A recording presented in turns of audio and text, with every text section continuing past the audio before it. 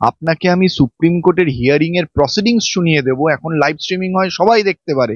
সেখানে রাজ্য সরকার বলছে আমরা এই এসএসসি মামলায় যে অ্যাপিল করেছি, আমরা শুধুমাত্র কনসার্ন যে ক্যাবিনেটের এগেনস্টে যেন সিবিআই না হয়, চাকরি নিয়ে তারা কনসার্নডই না। আর এদিকে কুণাল ঘোষ এত বড় বড় কথা বলছে, রাজ্য সরকারের কিছু এসেই যায় না, কার চাকরি থাকলো কার চাকরি থাকলো না। আজকে যদি দুর্নীতিটা না করতো, আজকে যদি টাকার বিনিময়ে চাকরি না দিত, তাহলে 10,000 কেন, একটা লোকেরও চাকরি যেত না। মুখ্যমন্ত্রীর নির্দেশেই তো একটা স্পেশাল অর্ডার সুপার কমিটি গঠন করা হলো, যে সুপার কমিটির সমস্ত এই দুর্নীতি করলো এসপি সিনহা থেকে আরম্ভ করে সবাই, সেটাও সেই বাক কমিটির রিপোর্টে উল্লেখ করা হয়েছে। এনসি যত, তার থেকে বেশি অ্যাপয়েন্টমেন্ট, আর এসএসসি যত রেকমেন্ডেশন করেছে তার থেকে বেশি অ্যাপয়েন্টমেন্ট। এই যে এই দুটো ইল্লিগালিটি, এই ইল্লিগালিটি এসএসসি কেন দেয়নি জানেন? কারণ এই ইল্লিগালিটির বেসিসে কারা চাকরি পেয়েছে সেইটা আইডেন্টিফাই করতে পারছে না। ভ্যাকেন্সি ধরুন 100টা, চাকরি পেয়েছে 150 জন, এই এক্সট্রা 50 জন কারা, এসএসসি সেটা আইডেন্টিফাই। এসএসসির তথ্য আপনি দেখেন, এসএসসি বলছে হয়তো 5,000, বোর্ড বলছে 4,000, কিন্তু আমরা আপাতত বলেছি এর চেয়েও অনেক ইল্লিগালিটি আছে। আপাতত এইটা প্রমাণ করার জন্য আমরা সুপ্রিম কোর্টে একটা হিসেব দিচ্ছি, অ্যাপ্রক্স 10,000, 10,500-এর ওপরে, যেটা টোটাল অ্যাপয়েন্টমেন্টের প্রায় 41%। কিন্তু এটাও কিন্তু ফাইনাল না, এটাও আপনাকে বলে দিচ্ছি, এটা কিন্তু ফাইনাল না। আমরা কোর্টে এটাই দেখাবো যে দেখুন এসএসসির কোনো ইন্টেনশনই নেই যে সেগ্রিগেশন হোক, কারণ তারা চাইছে কিছু লোককে এখনো বাঁচাতে, আর তারা সেগ্রিগেশন করতেই পারছেন। এবং এটা প্রমাণিত, কিছুদিন আগে আমারই একজন চেনাশোনা এক ভদ্রলোক আমাকে হোয়াটসঅ্যাপে পাঠিয়েছে, স্কুল সার্ভিস কমিশনের চেয়ারম্যান নাকি একটা বক্তব্য দিয়েছে, তার সত্যতা আমি যাচাই করিনি, একটি পেপারে নাকি বেরিয়েছে, সেই ক্লিপিংস আমার কাছে আছে, যে যারা জেনুইন বলে ক্লেম করছে তারা আদৌ জেনুইন কিনা সেটাও চেয়ারম্যান সঠিকভাবে বলতে পারবেন। উনি তো সঠিক কথা বলছেন, কারণ কারা এই ভ্যাকেন্সির বেশি চাকরি পেয়েছে, কারা রেকমেন্ডেশন বেশি চাকরি পেয়েছে, তাদের বাঁচবে কি করে? তাই জন্যই পুরোটা বাতিল হওয়া দরকার। আরো কেন জানেন পুরোটা বাতিল হওয়া দরকার? আচ্ছা, আপনি যদি বোম্বেতে থাকেন, পুরোটা বাতিল কেন আপনাকে বলছি, এই 6 রকমের ইল্লিগালিটি তো হলোই। আরো জানেন কি গন্ডগোল করেছে? আপনাকে আমি একটা কাজ দিলাম যে আপনি কি কাজ করবেন, আপনি গিয়ে অমুক লোকের একটা ইন্টারভিউ নেবেন, সেই জন্য আপনার সঙ্গে আমার কন্ট্রাক্ট হলো। আপনি সেই ইন্টারভিউটা আপনি না নিয়ে আপনি অন্য একটা লোককে দিয়ে দিলেন, কিন্তু আপনি সেটা আমাকে জানালেন না। ঠিক আছে, এটা কি সঠিক ইন্টারভিউ? ইন্টারভিউ হতে পারে না, কারণ আমার সঙ্গে তো আপনার কন্ট্রাক্ট ছিল, আপনি নেবেন। এসএসসি ঠিক এটাই করেছে। ওয়েমার শিট দেখার দায়িত্ব দিয়েছিল নাইসাকে, নাইসা কাকে দিল? ডেটা স্ক্যান টেকার। এসএসসি জানেই না যে ডেটা স্ক্যান টেক ওয়েমার দেখেছে, ভাবতে পারছেন? আরেকটা জিনিস জানেন, এই যে ওয়েমার দেখার টেন্ডার নাইসাকে দিল, নাইসার অফিস হলো নয়ডাতে, দিচ্ছে to the chairperson Naisa communications limited Noida, কিন্তু সেই চিঠিটা ইস্যু করছে 13 তারিখ, আর নাইসার লোক রিসিভও করছে 13 তারিখ। কি করে নয়টা থেকে দিনের দিন এসে কি করে হাতে হাতে রিসিভ করে নিল অফিস আওয়ার্সে? আগে থেকে নাইসা জানলো কি করে যে নাইসাই টেন্ডারের কন্ট্রাক্টটা পাচ্ছে? বুঝতে পেরেছেন? এইখানে হলো উত্তর না দেওয়াই ভালো। যেরকম উনি লুকিয়ে লুকিয়ে, ঠিক সেরম ভাবে উনি লুকিয়ে লুকিয়ে ডক্টরেট করেছিলেন, হয়তো সেরম ভাবে লুকিয়ে লুকিয়ে বাকি সব। বিষয়টা হলো ওনার এই ব্রেন এত চলে বলেই হয়তো এত এই দুর্নীতি হয়েছে। আমরা অনেকদিন ধরে দেখছি এই চার্জ গঠন হচ্ছে, চার্জ গঠন হচ্ছে। আমরা এখন দেখতে চাই চার্জ গঠন তো গল্প অনেক হলো, কালীঘাটের কাকু বলুন বা এই বাকি 57 জন বলুন, কারুর পক্ষে এককভাবে 52 জন, কারুর পক্ষে এককভাবে দুর্নীতি করা সম্ভব না যদি না কোনো বড় মাথা এর পেছনে এসে। বড় মাথাটাকে অনেক হলো, এবার এই বড় মাথাটাকে বার করতে হবে। ধেরে ইঁদুর হোক, বড় মাথা হোক, এক একজন এক এক রকম ভাবে সেটাকে ডেসক্রাইব করছে, কিন্তু সেই বড় মাথা কে? কারণ কিছু জিনিস আপনাকে আমি বলছি যে এত বড় একটা দুর্নীতি না। আপনাকে আমি একটা উদাহরণ দিচ্ছি, শুনুন। আজকে একটা সরকারি চাকরি কিন্তু এমনি ভাবে হয় না যে কেউ পয়সা দিয়ে পেতে পারে না।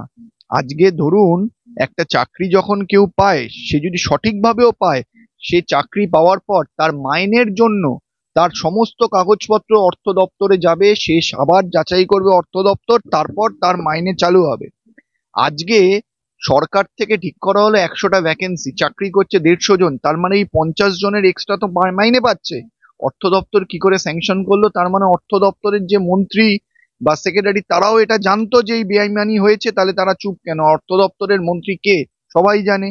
তাই এই নিয়ে বলা উচিত না যে কেউ কিছু জানতো না, সবাই জেনে শুনে এটা করেছে এবং এই মাথা বার করতে হবে কার নির্দেশে হয়েছে। এসএলএসটি তে এই মুহূর্তে দাঁড়িয়ে সবাই বলছেন কত চাকরি যাবে, কত চাকরি যেতে পারে, সরকার কি তথ্য দিচ্ছে, এসএসসি কি তথ্য দিয়েছে সুপ্রিম কোর্টে, সেটাই এই মুহূর্তে বড়। কত জনের চাকরি যাবে আর কোন কোন পয়েন্টে যাবে? আমার সঙ্গে রয়েছেন আইনজীবী সুদীপ্ত দাশগুপ্ত, কথা বলবো দাদার সাথে। দাদা, এসএলএসটি কার্যত কত চাকরি যেতে পারে, আর একটা জিনিস, এসএসসি কি তথ্য দিয়েছে সুপ্রিম কোর্টে, কত জনের তাদের নির্দেশ অনুযায়ী? দেখুন, প্রথমেই বলি যে এসএসসি যদি সততার সঙ্গে সঠিক তথ্য দিত, তাহলে হয়তো যারা বেআইনি ভাবে চাকরি পেয়েছে তাদেরকে আইডেন্টিফাই করা যেত এবং শুধুমাত্র তাদের চাকরি দিত। কিন্তু আজকে এসএসসি ডিভিশন বেঞ্চ থেকে সুপ্রিম কোর্ট অব্দি এক এক সময় এক এক রকম ভাবে বলছে এতগুলো বেআইনি। আপনাকে আমি একটা ছোট্ট উদাহরণ দিচ্ছি। হাইকোর্টে ডিভিশন বেঞ্চে প্রথমে এসএসসি একটা এফিডেভিট দিয়ে ডিসেম্বর মাসে বলল যে দু ধরনের ইললিগালিটি হয়েছে, র্যাঙ্ক জাম্পিং আর ওএমআর ম্যানিপুলেশন। তার ঠিক 15 দিন পর জানুয়ারি 2024 সালে এসএসসি একটা এফিডেভিট দিয়ে বলল না, 3 রকমের হয়েছে, rank jumping, out of panel, OMR. Supreme কোর্টে এসে আবার এসএসসি বলছে না, 3 ধরনের হয়নি, আরেকটা ধরনের হয়েছে। কি হয়েছে? যে আফটার এক্সপায়ারি অফ প্যানেল, মানে 4টে হলো। এবার দেখা গেল যে এসএসসি আর board, West Bengal board of secondary education, বিভিন্ন সময় বিভিন্ন এফিডেভিট সুপ্রিম কোর্ট হাইকোর্টে জমা দিয়েছে। সেই সমস্ত এফিডেভিট থেকে আমরা বার করলাম যে টোটাল ইললিগাল অ্যাপয়েন্টমেন্ট 6 রকমের। কি রকম? একটা হচ্ছে র্যাঙ্ক জাম্পিং, একটা হচ্ছে প্যানেল বহির্ভূত চাকরি, একটা হচ্ছে ওয়েমার ইস্যু, একটা হচ্ছে এক্সপায়ারি। আর যে দুটো এসএসসি দেয়নি সেটা কি বলুন তো? ভ্যাকেন্সি যত তার থেকে বেশি অ্যাপয়েন্টমেন্ট, আর এসএসসি যত রেকমেন্ডেশন করেছে তার থেকে বেশি অ্যাপয়েন্টমেন্ট। এই যে এই দুটো ইললিগালিটি, এই ইললিগালিটি এসএসসি কেন দেয়নি জানেন? কারণ এই ইললিগালিটির বেসিসে কারা চাকরি পেয়েছে সেইটা আইডেন্টিফাই করতে পারছে না। ভ্যাকেন্সি ধরুন 100টা, চাকরি পেয়েছে 150 জন, এই এক্সট্রা 50 জন কারা, এসএসসি সেটা আইডেন্টিফাই করে। আর এত বড় আহ, শুনুন, তাদের বললাম তো, তাদের দেখুন, আমি আপনাকে আমি এটা বলবো না যে 26,000-এর মধ্যে 26,000-ই বেইমানি করে চাকরি পেয়েছে, একদমই না।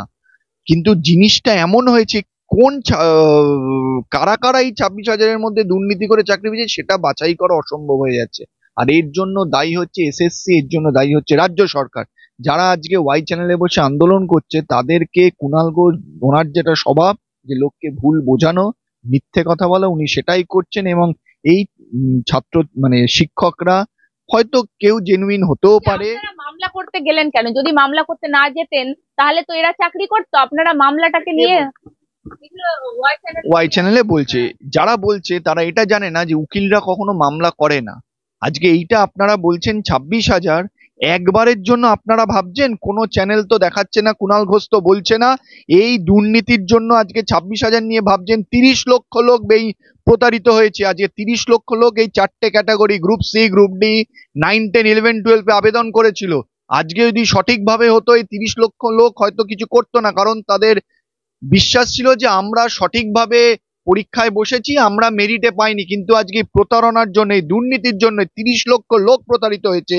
আর 26,000 নিয়ে আপনারা সবাই এত কিছু বলছেন, 30 লক্ষ লোকের কথা কে ভাববে?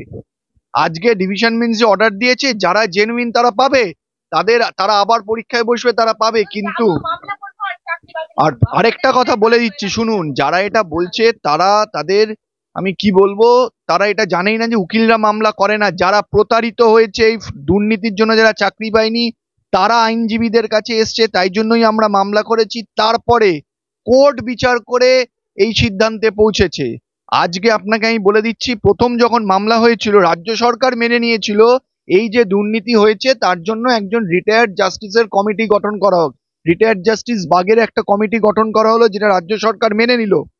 সেই কমিটিও বলেছে যে বিশাল পরিমাণ দুর্নীতি হয়েছে গ্রুপ সি, গ্রুপ ডিতে, টাকার বিনিময়ে চাকরি হয়েছে, কমিশনের অফিসের বাইরে গিয়ে রেকমেন্ডেশন লেটার ইস্যু করে চাকরি দিয়েছে।